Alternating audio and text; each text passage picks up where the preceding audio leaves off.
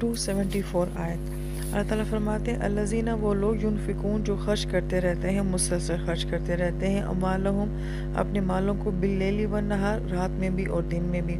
اب رات اور دن کا آنا جانا یہ مسلسل ہے، لہذا ینفقون میں بھی تسلسل خرچ کرنے کا اور دن اور رات میں بھی تسلسل کے خرچ کرنے کا۔ سرًا و علانیہ کبھی وہ خاموشی کے ساتھ خرچ کرتے ہیں، کبھی علانیہ یعنی کہ ظاہراً خرچ کرتے ہیں۔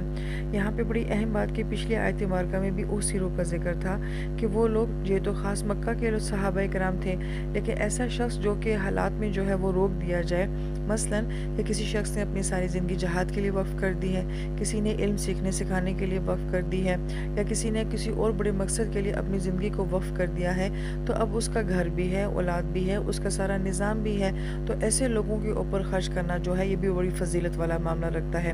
لہٰذا کبھی ہم انفرادی سطح کے اوپر خرچ کرتے ہیں کہ کسی انسان کے ذاتی مسائل میں اس کے ساتھ سپورٹ کے لیے صدقہ کر دیا، اور بعض اوقات اجتماعی حالات میں سپورٹ کے لیے جو ہے وہ خرچ کرنا ہوتا ہے۔ جیسے کہ نبی علیہ السلام جب فرماتے تھے کہ جب کوئی جنگ کا موقع ہوتا تھا تو سب صحابہ کرام کے پاس جو کچھ بھی ہوتا تھا تو وہ اس جنگ کے لیے لے آتے تھے، تو وہ ایک بڑا کاز تھا،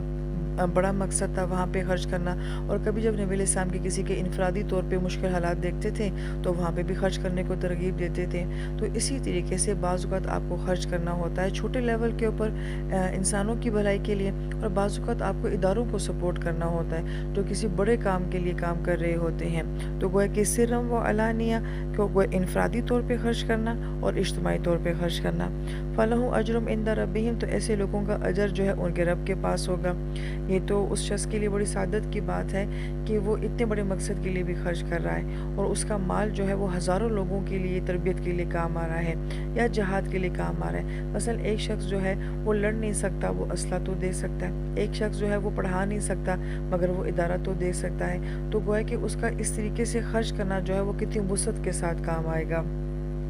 وَلَا خَوْفٌ عَلَيْهِمْ وَلَا هُمْ يَحْزَنُونَ تو نہ ہی ان کے اوپر کوئی خوف ہوگا، نہ ہی وہ غمگین ہوں گے۔ تو جیسا کہ ہم نے پیچھے بھی پڑھا کہ خوف کا تعلق جو ہوتا ہے یہ مستقبل کے ساتھ ہوتا ہے، اور غم کا تعلق جو ہوتا ہے یہ ماضی کے ساتھ ہوتا ہے۔ تو گویا کہ اللہ تعالیٰ کی راہ میں خرچ کرنا جو ہے وہ انسان کو ماضی کے دکھوں سے بھی بچا لیتا ہے، پچھتاووں سے بھی بچا لیتا ہے، اور آنے والی زندگی کے خوفوں سے بھی بچا لیتا ہے۔